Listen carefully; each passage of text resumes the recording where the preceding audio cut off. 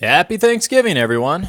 Of the many things I am thankful for, one of them is a great Warmachine community with a great group of friends, and I can always get a game in when I want. I can always have a fun game. It is absolutely fantastic. Very diversified group, and I am very thankful for you guys.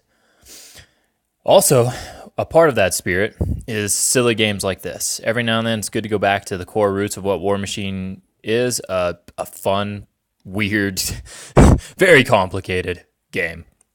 So this is Harkevich with two conquests and a victor against two Hyperions and a Helios with, Helynna, the other, not as good Harkevich in red. Also, that Phoenix down there, he's pretending to be he's pretending to get promoted to a Hyperion. I do have a Hyperion. I just haven't assembled him yet because I actually don't know why he's been sitting on my shelf for months. And this is also a pretty silly map. It's got 3 houses and a line of walls right there. This was pre-measured, and these houses were placed so that one of our Colossals can fit through there. Otherwise, that would just be completely silly.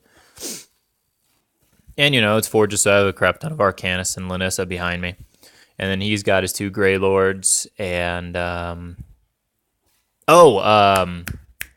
the Victor, the one that has creeping barrages, is on, and I might be getting those two mixed up, Conquest and Victor. I've already had my good games where I've accurately described all the models. Now I'm back to being, just bad and only knowing their rules and not their names. So that I can equally offend every faction besides my own, who I will never mess up the retribution names. But yes, I don't discriminate. I equally mess up all the names for all the models and all the factions. I usually get the rules right, though. I'm pretty dang good about the rules because that affects the tabletop play. But yeah, Malekov, the junior, he's got the one that has the creeping barrages. And Malekov has a spell called Redline, which is an upkeep, and it's freaking amazing in this situation. It's +2 speed and strength, which POW 25 and speed 6. What's not to like? However, he will not benefit from any of Harkevich's feat or spells, so that's the trade-off. No mobility, which, Redline is pretty much more or less the same thing. No broadside and no feat where they get to charge for free and make a ranged attack before they charge and get +3 armor. So that's a vulnerable piece that I'm going to try and take advantage of, but let's just get into that. Now I go second. Just kidding, Brad. I go first. All through this game, I was saying I went second because my other games that day, I was going second, and it just became a little joke that he had to keep correcting me and telling me I was going first because I won the roll off, and I had never won the roll off. But anyhow, I went first. I get up the board. He gets up the board for his second, and yeah. This one in the very back, that's the one that's attached to Malekov. Malekov is safe. And I don't think that's actually Ragman. I think that Ragman might be Malekov. Anyhow, there's his 2 creeping barrages. This is a better picture. Oh, this again. So we agreed before the game we wanted to put 2 of our jacks into the gauntlet and have it fight it out. So that's what happens. He also shot the turn before this turn. He shot a whole bunch of AoEs, incendiaries at my Colossals, and did not boost to hit so that he would miss and drift them onto my dudes. Because if he hit, none of my guys are base to base with the Colossals, so none of the 5-inch AoEs would touch my dudes. He got a good drift, and it straight up killed an Arcanist, and it landed on 3 of a full Arcanist unit. And that whole Arcanist unit is now on fire because it's incendiary, and they all die next turn. However, I have a stupid amount of focus, so no problem. I'm worried about him continuing to kill my Arcanist every frickin' turn. Just by drifting AoEs like that. So I'm in a little bit of a rush to get this on. I pop feet and I go forward. I also hate Helynna. and then he's going to murder me into the ground, where he takes 2 of his Colossals and he charges the proxy base ones, because we each equally agree that we hate the proxy base, and it's a blight upon this game. And he kills it. Yep, it's dead. And here is the map. So for my turn, I go in and I put Hand of Destruction on that Victor, and I go and I beat the crap out of it. I don't kill it, though. I leave it on about, I want to say, 12 boxes, and this is on his feat turn. And the way defensive feats work, and I understand this concept, whoever feats first usually loses. Because what happens is you feat, they beat on you, they feat, then you beat on them on their feet, and they already beat on you on your feet. So they got the alpha on your feet, and then with what's left, you're beating on them on their feet. And then they are the first ones, the person who feated second, they're the first ones to get to beat on you without a feat. So not only do they get to alpha, they also get to beat on you when your feat goes down for the first time. And that's an immense advantage in defensive feat warfare. I don't play defensive feat warfare because, well, retribution. I'm not a fan of Helynna at all. I play very poorly during this for the sake of having fun. I debate my other options of trying to make it so he can only get 1 Colossal on 1 Colossal so I could have a Colossal live. But let's just get things forward and have some fun here. Yeah, also Hyperion, I just really wanted to kill this Colossal because it's absolutely meaningless if I don't. So this Hyperion over here on the left did a Starburst Cannon and a whole bunch of Thresher shots and did some damage to that Colossal. And Helynna also did an Obliteration. And my Arcanists are mostly all set up so they're safe. And then his turn, and he just kills both my Colossals.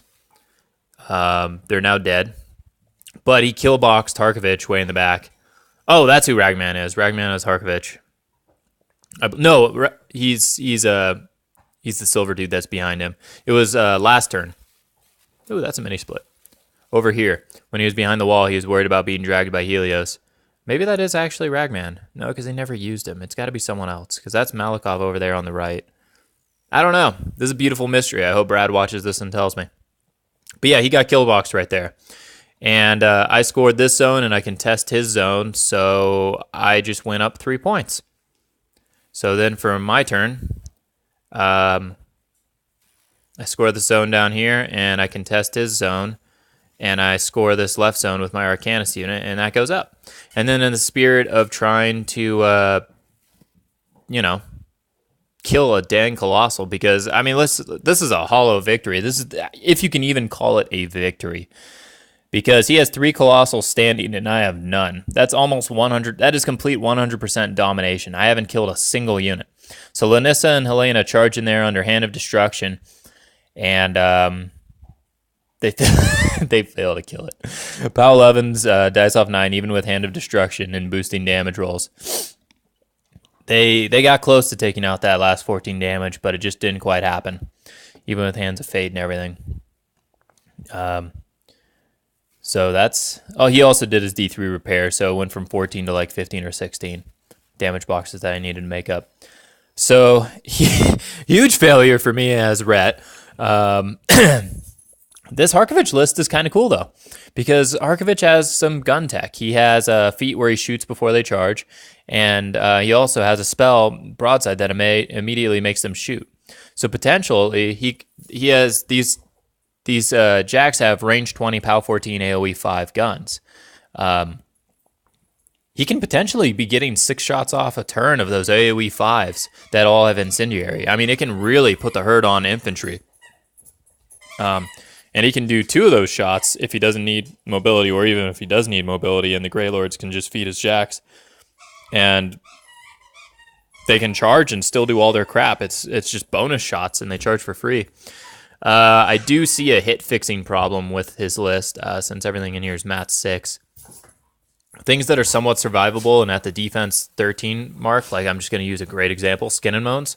Skin and Moans are a little bit of a problem for this, because he's going to have to roll hard 7s, and, I mean, he probably only needs 2 or 3 hits to kill a Skin and Moan, but if he misses with 3 of his 5 initials or 2 of his 5 initials, there's a chance he just doesn't kill the Skin and Moan. And Skin and Moans will just straight up kill a Colossal. Like, yeah, Child's like, I got this. Getting those corpses for the Skinamones, different story. That's an interesting game, but there's problems, or even there's things in this game like Imperatus, who might be a little bit of a problem for this Harkevich list. But I think it's a pretty cool list. It's something I'm going to be thinking about, and I'm now thinking in terms of these Colossal games. What caster do I run my 3 Colossals with to beat this? I mean, it's just statistically, it has better stats than I think anything about I can bring forward. Thinking of like Syria, Viros 2, some of my other options. I don't know. I don't know. I almost want to reach into the Dishonest Tricks bag and see if I can create some sort of janky 3 Colossals list, because that's what Rhett does when we're faced with a problem that's statistically superior to us, is we reach into our bag of janky tricks and pull out a win condition. 3 Colossals, though, is hard to make janky. Like, if it's infantry, yeah, you can use tractor beams and move them all under an AoE 5 and then plop an AoE 5 and kill like a crap ton of infantry, and they're like, oh, I didn't see that coming. But against 3 Colossals, a lot of Colossals are kind of jank immune in a lot of ways. They can't be placed, they can't be knocked down, they can't be stationary, they can't be disrupted. There's so many things that can't be done. I mean, I could go Viros 1, maybe get some Arcanist in there for flank and do Stranglehold. That's kind of a cool idea. I'm actually thinking about this because I want to play this type of a game again with Brad. It's a different way of looking at the game, and it's kind of fundamentally cool. It really is. I actually really like that Viros 1 idea, because then I've got the same speed. I don't have the armor, so I'm still squishy, but I mean, everything in red is squishy comparatively to his Colossals. My Colossals are very squishy. Helynna can equalize that a little bit, but it's so awkward. Yeah. Oh, also, Helynna did hit with a Hunter's Mark in this game. The last turn back here, Lanyssa hit that Victor with a Hunter's Mark, and my Helios got a free charge. I think I rolled I think it was like a 4 or something. I rolled badly, but you know what? When they're defense like 9 or something like that, or 8 or something atrocious, even worse than normal Khador stats, it's pretty hard to miss. Well, yeah, this was a fun game. Thank you for watching, and happy Thanksgiving.